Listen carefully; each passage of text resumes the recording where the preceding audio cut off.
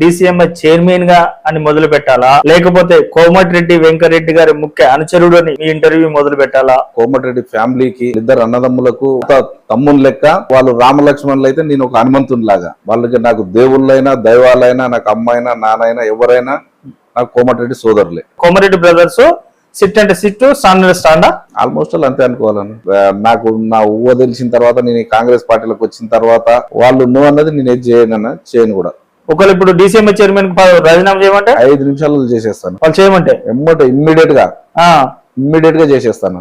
ఇంత పిచ్చేందా నాకు అర్థం కాదు మీకు వాళ్ళంటే. అనా ఇంత అభిమానం ఏందా నాకు అర్థమైతలే. ఇక అంటే అట్లా వచ్చిందన్న. నేను మామూలుగా నా రాజకీయ జీవితం గానీ, వేరే గానీ, ఫ్రెండ్స్ తోటి గానీ ఏదైనా ఉండేది మీరు ప్రతి ఒక్కటి తీసుకోండి. నేను ఒకసారి వాళ్ళతో ఫ్రెండ్షిప్ చేసిన అంటే వాళ్ళని వదులుకోను. నేను చెప్తున్నాను కదా, ఫస్ట్ విద్యాసాగర్ గారిని